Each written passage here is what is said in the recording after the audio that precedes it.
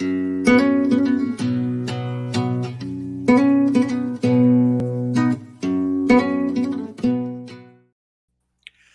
everyone. Welcome to Intentional Guy. We're on air with John Jarman. He's got a book coming out, Broken and Redeemed, coming out. It's already on digital format. Is that correct, John? Yes, sir. It's on Kindle and all ebook platforms as we speak. Well, that's awesome. And then Yeah. I was just looking to where it's going to be out release in hardback or paperback in about 60 some days here.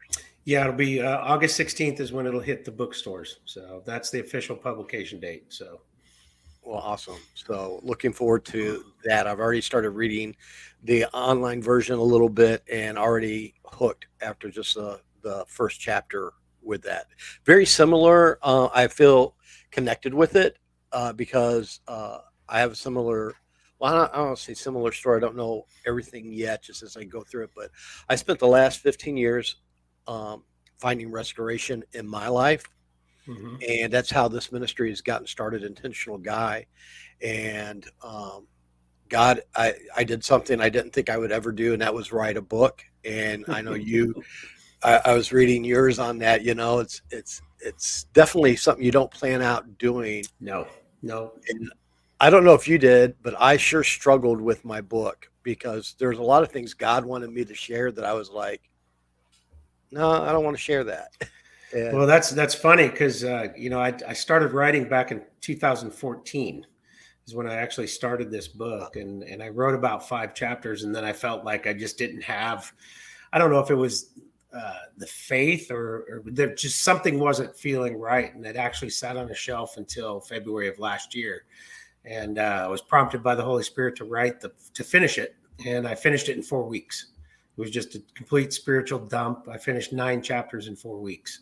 So I experienced the same thing. It took me about 2 months to write my book because once I was going to counseling and I was just writing my story out basically as part of my counseling thing. Next thing you know, I have a book, that God put together. And I knew by halfway through that, this is more than just me writing my story. I'm writing a book, aren't I, God? And I was kind of like, what's the title of your book?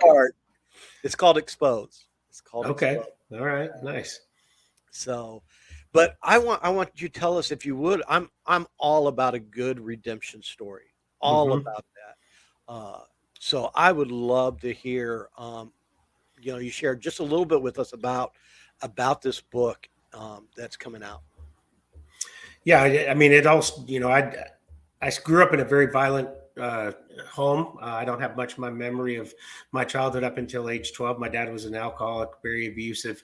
For a long time in my life, I thought I escaped the abuse. It wasn't until I was working with my counselor here in Tacoma that I realized that I was not only a part of it, but I was a victim of it. And that was a turning point. That was a hard thing to swallow then because it you didn't know.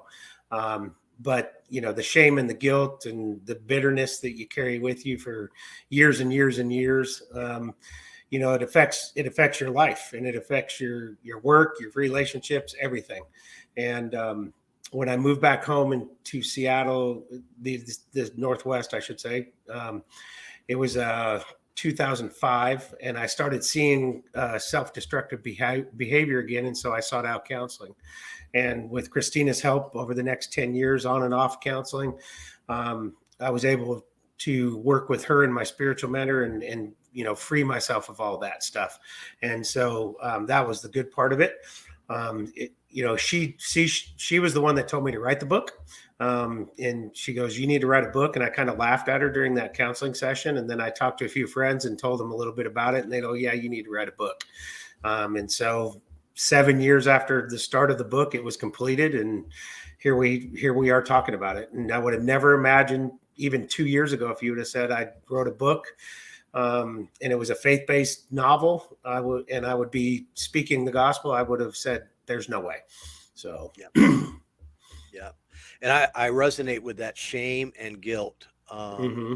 Man, it's just a paralyzing uh, thing. And something you said in your book is that I resonate too is uh, we seem to think that we're the only one that has these problems, Yes. you know, and that's where the enemy I think gets us a lot of times is he can paralyze us with those thoughts and Right. um, and that was a trap for me for many years. I've said often shame and guilt were my best friends, Mm-hmm. through that time. Um, but intentional guy was brought up because I found that what I pour into myself is so important because for so Yep. long what one of my problem was pouring the wrong things into my life, you know? And so now I have a choice, a decision to make and the choice is mine. Um the choice is mine. And you said something in your book. It says, you were quoting someone that said, God didn't give us a choice to be created, but he does give us a choice to follow him, something along that line. Oh yeah, that's AJ Swoboda. He's one of my favorite authors. He said that God didn't create us, or He created us without our permission, but He will not save us with He. Hold on, He created us without our permission. He will not save us without our consent. Yes. So, so And, you know, along the way on this journey for 15 years, I thought God was far from me as I was hmm writing my book. And this is the funny part because as I was writing the book is when I really realized that God was right there next to me each step of the way, sending people to me, the yeah, right yeah, people. yep. Yeah, the whole. I mean, and then that happened for me too, Michael. To be honest, as I was, writing down the book, and you're looking back on your life, and you start to see where God was in your life even when you didn't even know him, because I didn't grow up in the church. I had no idea of Christ or anything. The only concept of Jesus that I got was when I visited my grandmother in Arkansas, and she would say, John, she'd go, Johnny, God's got something special planned for you. And I know my grandmother's smiling from heaven right now because she knew about the book already. Right. But it goes, somebody's praying over your life even though you don't know it. And that helped a ton, because it wasn't until I got into my later, my mid-adult years where I even looked at church or Christ. And then I started going to church, and it started to sink in a little more and more and more. But it's the sanctification is a long journey. And that's what new Christians need to understand. Your salvation is immediate, but the sanctification takes a little bit of time, and it takes some work. And going back to what we were talking about a little bit earlier, where we think we're the only ones, we part of that, I think, is it's the shame and the guilt, but it's also you need to learn how to be vulnerable and let people understand what you're going through. And I think it's harder for men because we're supposed to be this tough exterior, and we're supposed to be, it's just the society we live in. And the vulnerability part of it was the biggest thing for me. And when I actually became humbled and vulnerable, that's when I started to see who I was, not only in Christ, but where I made mistakes along the way, and was able to hopefully rectify all those. So Yes, I agree with that with it. I think my pastor told me I met with him last week. Me and him sat down. He was like, and he introduced me to two men I didn't know in the church, and he was like, that Mike was one of the most broken people uh, I've seen when he came to church there, which I mhm. was. I had more shame on me than probably someone he had seen in a while. And I want to talk about the first part of this of the name of your book. It's called Broken and Redeemed. I want to talk Mhm. about the broken part right now Mhm. because I know what that means to be broken. Mhm. Um, and but people have heard my broken story. On your brokenness, how far did that take you? Oh, I mean, I was, adolescence. I was into drugs, alcohol. I was selling drugs, and up until age 23 when I joined the Marine Corps. And then it just, obviously the drugs had to stop because I went in the Marine Corps. So, that was a blessing. But if I wouldn't have joined the Marine Corps, I probably would have been dead or in jail. And then, going through that, and then just, the brokenness that I talk about in the book after the Marine Corps is basically the decisions I made in my life that weren't the right decisions that affected other people. I was a football coach, and I look back on my career, and if I was the man of God that I am now, who knows would have been different. But you can't change the past, and I think I went through the things I went through to get to this point, and that's it was a rough time, and you look back on all that, and you see that, and that's where some of the shame and guilt come from, because you I don't want to say it's intentional, because you don't really understand what you're doing, and that's not freeing me of any mistake I made. It's just you don't get the correlation between your brokenness and what you're doing in your life, and that's the tough part of it. So, Yeah. and you don't see that until you start counseling. Yeah. Well, and that's a great point right there, because, I come from a background where a lot of people shy away from counseling. Like, it's like you have a lack of faith in God. Why can't you do this? And I'll be honest, I would not be where I am today had it not been for the godly counsel that God gave to me. And I got to tell you, in Right. my journey, in my 15 years, I didn't have all great counselors when it Oh first no, happened. neither did I. Yeah. I had there were Yep. some crazy counselors that Mm-hmm. told me some stuff that was just off Yep. the wall, Mm-hmm. but I'm going to tell you, for me, the counseling is what finally put the stuff together for me, because the guilt and shame and the brokenness that was so tight on me, uh, I needed someone to help me navigate that, because I had a lot of head Correct. knowledge Mm-hmm. about God and his forgiveness and all this, but applying it to myself, Right. because I felt like I should be punished. I felt like I wasn't worthy enough. All sorts of different things in that, Mm-hmm. But uh, I want you, if you wouldn't mind, speaking up a little bit on the council, because I have already, since I started this podcast, our podcast has only been a couple months into going, and I've already been encouraging several people who, there's no shame in going Oh, to godly absolutely. counsel. Yep. And in fact, it's And what people face. They need that. yeah, and the thing about the counseling is it allows you to speak freely and without judgment, and talk about what you're feeling, because some of the stuff that people go through they don't want to share with everybody, No. because of the shame of what they went through. And if you're in a dark, lonely place and dark place, then seek it out. If it's a pastor, somebody who's just even farther along in their faith, or a professional counselor, any of those, or a Yeah. combination.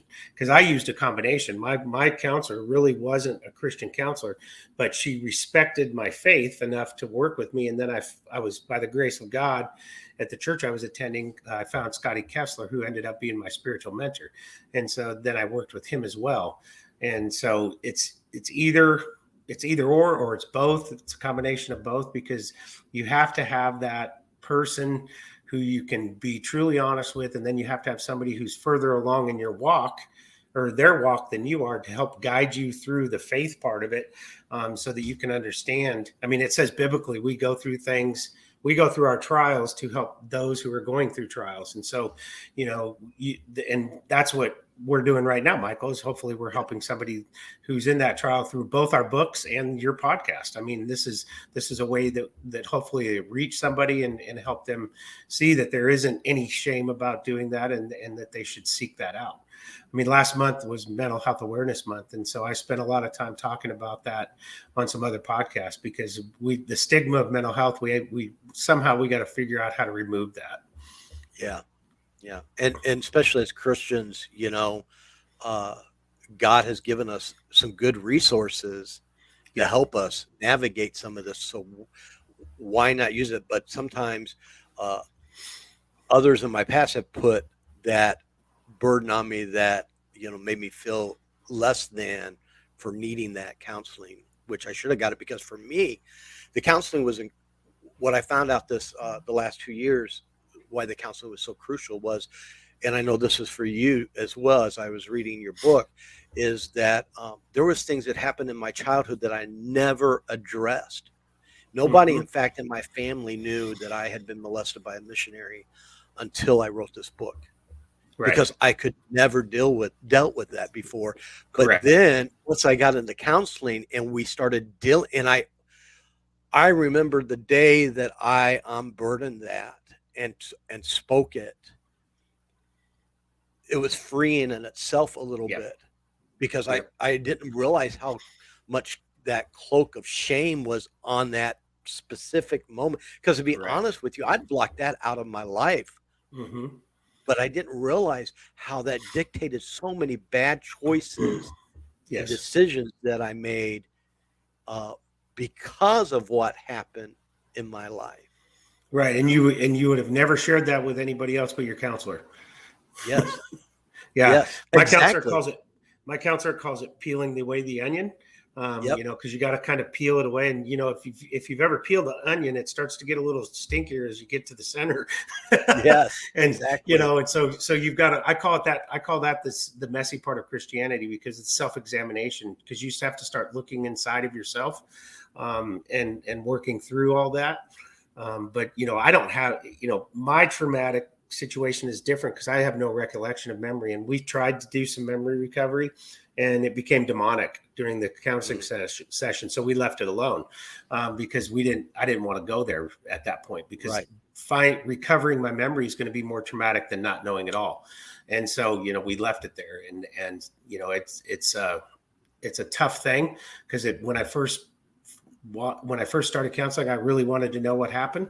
But now it's, God gave me the peace. I don't need to know. And if he wants me to know, he'll let me to know. So, And that's the whole key right there. You said God gave you the peace. That's why we went to mhm. counseling for, anyways, Yep. to get Yep. get that peace from God, which I heard people talk about before. I thought I had peace before. I've Hmm. never understood joy in Christ until Yep. I was free from this brokenness that I had. Well, I think that comes with learning who you are in Christ too, though, because I mean, we have to understand that the victory's been won, and we have to start believing what we read in the Bible. I had a friend at the beginning of this year. He texted me and he said, "If you believe everything you read, why aren't you believing the Bible?" And I went, "Oh, that's my mantra for the year," because it's and some people read the Bible, but do you believe what you read? Do you actually believe what it says about you in the Bible? And Right. and when you start to read it and you start to implement it into your life, and you start to try to abide by what the Bible said, that's when the veil gets lifted. That's when you start seeing things differently, and that's where the redemption comes from, in my opinion. So at Oh, least that was oh for yeah, me. So yes. And what a hard road it is. And that's yeah. where intentional guy came from for me because um being intentional in my walk and my growth, I've got a choice to make, Yep. you know, and I was at a crossroad. Which way do I want to go? And Hmm. the choice is mine. An intentional guy came out of that. I am intentional guy. That's what the minute Right. I realized that my life is my ministry and God. My identity in Christ was so warped, and my identity was wrapped around all these horrible events in my life and all these Hmm. failures, and not who God had made me to be. And let me tell you, that's not something you can just unravel in a New. day. You Nope. know, it's taken me a long journey Yep. to get to that place, but a journey that was well worth the hike, Yes. to get to this with it. Absolutely. Um, Absolutely. I totally agree with you. We've been down a pretty similar path, brother. yeah. Well, I want to ask you this, Hmm. because there's a forgiveness. You Hmm. know, for me, forgiveness. First, it was really hard to forgive myself. Hmm. I think that was one of the biggest battles I had really was forgiving myself, and that's where shame plays in, right? Um, Hmm. but then forgiveness from other people, because not everyone has forgiven me for my past, Right. and that that is a hard burden because the enemy will try to use that to paralyze you again. Yeah. And I've had to learn that I can only be responsible for where I am now. and try to take Correct. responsibility and follow the path God's given me now. I can't take away yesterday, but I Correct. can make better choices today Correct. with that. And how have you battled that with people? Well, the forgiveness for people who've transgressed against me is that part of it took a long time for me to do that as well, and forgiving myself. There was times in my life where up until probably 2016 I didn't want to look at myself in the mirror because I didn't like what I saw looking back. And now I can face myself, and because of that forgiveness. And I think you learn that the more you study the Bible, and you realize that what God did for you, and he forgave us. When you ask someone for forgiveness that you've committed a transgression against or a sin, it's up to they don't have to say they forgive you. We've asked for it, and we can pray for it, but we have to understand that we are forgiven in God's eyes from that transgression, and that's where we go forward from. And you're right; it doesn't release the event. All it does is it releases the weight of the event and the shame and the guilt of the event. So, Right. because you can't change what took place, and that's the biggest thing, and that's the toughest part of forgiveness. Um, and it's that I don't even know what else to say on that. That's the tough part of Christianity. So It is. It is. especially when you've been abused, whether sexually, physically, or emotionally. That's the toughest part because the wounds are deep, and Yeah. it's a tough thing to say that I forgive that person, but we have to, Yeah. so. And I had a whole chapter in my book on that because I realized that was God. I had a problem with someone, and God's like, "You're not willing to forgive this person, but yet you Hmm. want others to forgive you." And it was, Hmm. and it was like, now I know why this whole event happened with this Right. person was because Right. God was teaching me a lesson Yep. that I needed to learn so I could pass it on. You know, Yeah. Yep. um, but forgiveness is it is that's a tough pill on all avenues to swallow sometimes, and a humbling one as well. It's a Yep. humbling thing to go to someone and confess you've done wrong towards them, and you want an answer forgiveness. It's humbling, to experience. And then I can tell you that it's heartbreaking when it's not accepted as well. But you know that's not your journey, that's theirs, and Well, and takes Michael, time. yeah, it is. It takes time and it's heartbreaking, but you hope, if the person, hopefully that strengthens that person's faith, because they see what you're trying to do, and you're trying to make amends, and you're trying to do some things, and it's something that your future behavior patterns, hopefully they will see that you're who you are, and they'll come around to it. That's Yeah. all I pray for. Is they hope that that hope is seen, and they go, okay, he is, because if you've wronged somebody, they're going to wait and see what you're going to be like in the next 5 years, 10 years, Yeah. and hopefully it doesn't take that long, but they're going to wait and see, and they're going to watch it. And that's where we have to walk the walk. Yeah. And that's the part we've accepted now. And it's a it's an awesome thing. I love what I do now, is when I'm sitting here talking, gospel and Yeah. God. It's amazing. And who, there's no way I would have thought I was doing this. So quick story is I entered seminary in 2017. I wanted to get deeper into the word. So I went to Faith Seminary here in Tacoma, and I'm 8 hours shy of a master's of theology. And when I started school, everybody's like, "You gonna become a preacher?" And I'm like, "No, I'm just doing it for my knowledge, because I wanted to go Right. deeper into the word." And that helped me finish the book. But in a sense, I am preaching because I'm talking the Right. gospel a lot. But being an ordained minister, no. But I'm going to share my story because that's what God asked me to do, and I'm going to talk about it. So. Right. Well, and I got rid of titles a long time ago. Well, I lost them and everything that happened to me, but Hmm. then I've also started. Like I don't need a label Right. on me. I just need who Christ has made me to be. And that's where my focus has been now, is trying to be Right. that person God wants and has created me to be. And I'll be honest, that journey is a daily journey. Every day I'm Yep. learning new things in in that walk, but I learned that I have to be very purposeful in that mission, Yes. because something I say a lot is the reason why I want to be intentional today is because the enemy is very intentional at getting me today. And so I have to be more intentional than the enemy is, because he would love to I see like me that.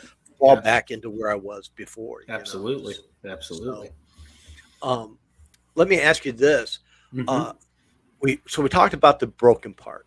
Now I want to talk about the redeemed part. Hmm. You know, uh, what does that feel like? Oh, it's the subtitle of my book. It's Freedom Through Complete Surrender. And it really wasn't until 2016 when I completely gave up control, because I used to be a control freak, because I controlled everything in my life Right. from age 12. And that was the toughest thing for me to do, was give up complete control, because even in my earlier walk and my mid walk, as I started to develop my faith, I still wanted things on John's time. And obviously they didn't work out. And then when I gave up control and really sat back and just said, God, it's in your hands, watching the things that he did have been amazing. And the biggest amazement is this book, because he the Spirit spoke to me in February of last year through Hebrews 10:36, and it says, when you're doing the will of God, you must persevere to get what he promised. And then an hour later, I'm reading in AJ Swoboda's very first book. He's talking about the will of God, and he said, no one told me if anybody would read my book or buy my book. I just had to write it.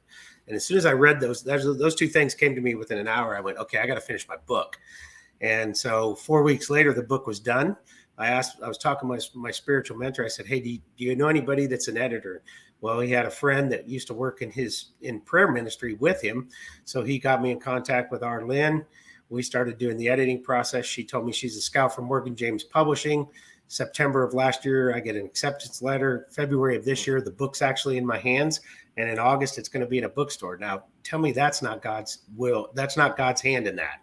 Yep. Just and sitting back and just watching this, it's just been, one, humbling, two, surreal. And just that I have other stories. When we closed down because I used to own a training gym. When we closed down the gym, just trying to get out of our lease, doing things because COVID closed us, and so we wouldn't have to lose a lot of money, and just watching God's hand and all of that has just been amazing, because I just went, it's in your hands. I'm going to trust you. I'm not going to worry about anything. And I tell friends now that I don't worry, and they're like, what? You don't worry at all? I'm like, no, I just pray about it, and I don't worry about outcomes. It's going to happen. And whatever road he takes me down, that's where I'm going to go. So, Yeah. and that's, And I that's the freedom, so. Well, and you're right, because that is very similar to what I experienced, because uh, once I was redeemed, and once I stopped fighting God and I gave into Mm-hmm. the process, Right. um, it's like right now I'm sitting back just enjoying the ride, because I Mm-hmm. don't really have to do a lot. God is doing it all. Yep. And the amazing thing for me has been how it's affected my family and seen my life. And you're a coach. So me and my wife this year, we went on a journey and we have lost 160 pounds between the two of us, Awesome. you know, Awesome. and it's funny, we got intentional in God, and then all this other areas of our life that you Yep. would think is not a spiritual thing, right?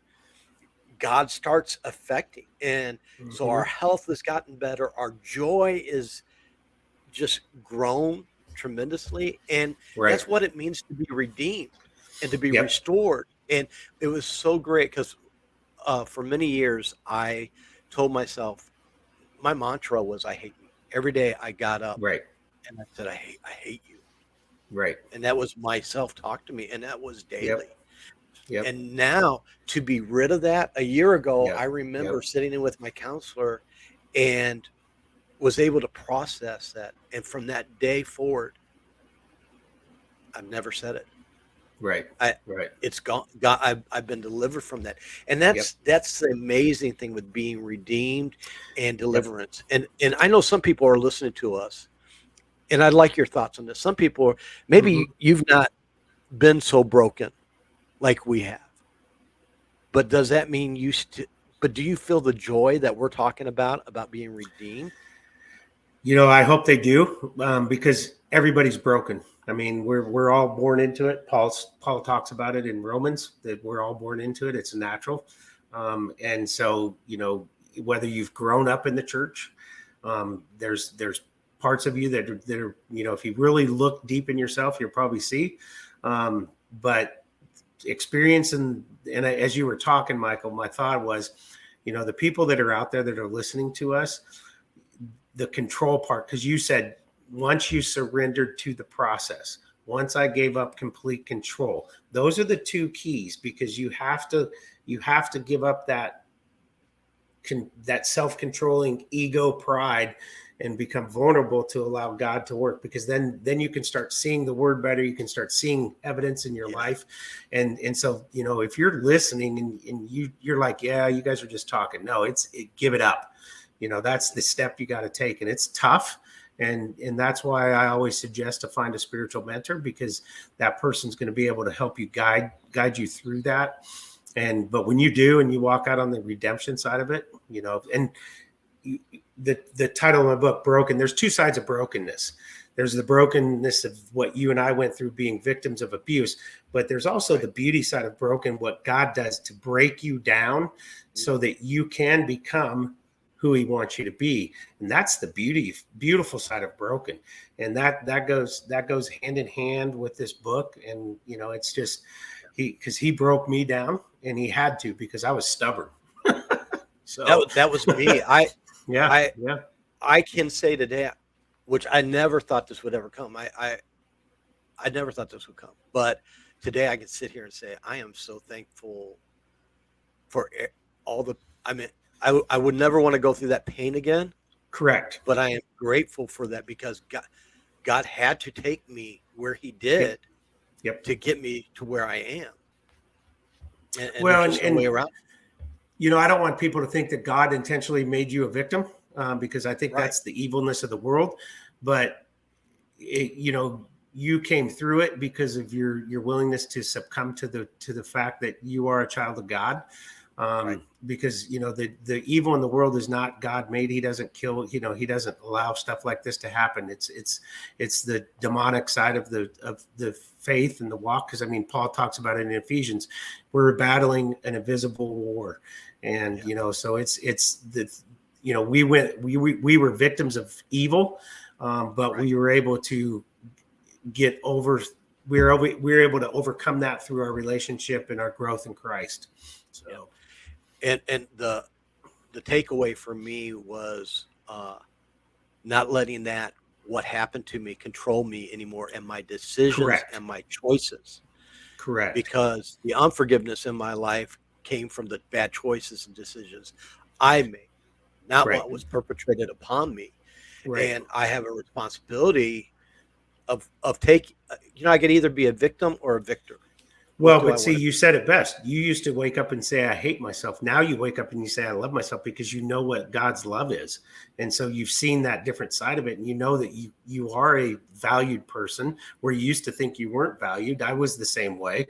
And because of the love that Jesus Christ had for us to hang on the cross, we can now accept ourselves, even though we were victims. We don't have to be victims any longer. And we have that freedom. And it's a peaceful thing for somebody like you and I that have gone through what we have been. So because we see ourselves as a value rather than Yes. a victim. And that's the way I like to explain it. So Yep. And this is so good for me to talk to someone who has gone down some of the same road, and mm-hmm. to be able to express some of it gives me joy, because Yeah, yeah. for the longest time my problem was I never saw it um, uh, illustrated to me how someone could be redeemed. Correct. That was from my situation. I never saw an example of restoration. I mean, I've seen someone restored from different things, but nothing so as bad as what I had Mm-hmm. done, you know, and now I get to be that. I remember I was going to be a missionary to Albania, and I went over there, and this is right during the midst of some terrible things that happened to me, you know, and Mm-hmm. I felt like God couldn't use me. And there was an orphanage over there. They wanted me to work with some of the teenage boys there, you know, and Mm-hmm. teenagers there, because I had experience in youth work and youth pastor and stuff like that. Well, I got there and I went into their dormitory, and on all their walls they had all these people. Now it was really weird because they had like Stephen Curtis Chapman up there, and then they had the cathedrals there, you know, and then they had Jeremy Camp, and then, you know, Kirk Right. Pally or something like that Right. up there, you Right. know. And I remember looking at none of the genre came together, you know. And so I was like, now here I am in my time thinking, feeling bad for some God can never use me, right? Mm-hmm. And I look at these young boys and I ask them, so tell me about these posters, you know? I'm like, so you like which music is it that you like, you know? Mm-hmm. And I'll never forget, they looked at me and they said, we don't know their music. Mm. We just know that they're men of God and we Wow. want to Okay. be like that. Oh, And wow. all of a Okay. sudden, God spoke to me and said, Mike, you can be more than a picture. Yeah. You can be more of a picture. You can be a Nice. living example, you know, and that Yep. changed. That was, man, it was life changing Right. Right. in that Yeah. time. That, and we take for granted, you know, that how we can help other people. Mm-hmm. You know, the enemy will try to paralyze us, but God has a story for us. And I want to ask you this in closing here today. Mm-hmm. Tell, if you would, in your journey, what's one of your favorite part about the journey that you've been on, or moment that you can share with us? Well, the best part is just the freedom itself. When I felt that morning when I gave up control, and just the weight of the world. But you know, one of my favorite parts of the book is I got to meet Bart Millard, the lead singer for Mercy Me, because my last chapter of the book is called Dear Younger Me, and I used that song that's one of their songs, and because the song when they released it really spoke to me, and to be able to sit and listen and share testimony with Bart, because he grew up a lot like us. He was Right. abused. If you've seen the movie I Can Only Imagine, I have. well, he was telling me that story in 2015. I don't even know if he thought the movie was going to be made in that 2015. Right. And so, you know, we shared our testimony, and I asked him, I said, what prompted you to write this song? And he said, my counselor told me to write a song to my son as if I was writing it to my dear younger self. And I went, well, that's good. My counselor told me to write a book, and I want to use your song in my book. Do I have your permission? And he said, yes. And he goes, I got one condition. I'd like a copy of the book when you get it done. And I said, okay. And let's see, probably 3 months ago, I sent a copy to his agent in Tennessee. I'm hoping that he's got it. I'm just waiting to see, that I'm hoping that he reaches out to me, because he has my email and everything when he's done reading the book. And, that'll be a true blessing if that takes place. But that's one of my favorite parts of my walk, because just to see God's hand in putting the two of us together backstage in a auditorium here in Washington, I call them God things, and that was a God thing. So Sure was. So And the incredible thing is, just because your book is written and being released now doesn't mean the story is over. You know? correct. It's Correct. just the healing. Once we're healed, it's like the freedom brings now more than a new chapter, Correct. whole new book for us. Yep. That we're Well, getting.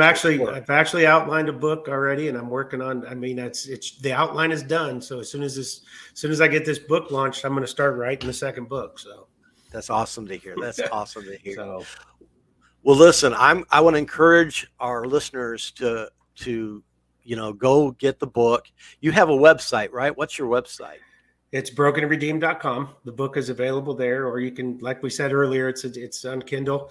If you go to any of the other bookstores, if you want to order a paperback, you're gonna have to wait till August 16th. You can pre-order it, but it wouldn't be shipped to you until August 16th. So, Yeah. Well, I appreciate you being on here. I'm excited about finish reading it and everything with it. And I thank you for coming on here. I'll make sure that we have a link in there for anyone that wants to go to your website or go buy the book. I'll put a couple of the links in there where we can find them. But John, thank you and give so me much. thank you for having me, and I really appreciate our conversation. Give me the name of your book again. I want to look it up. My name is it's Exposed.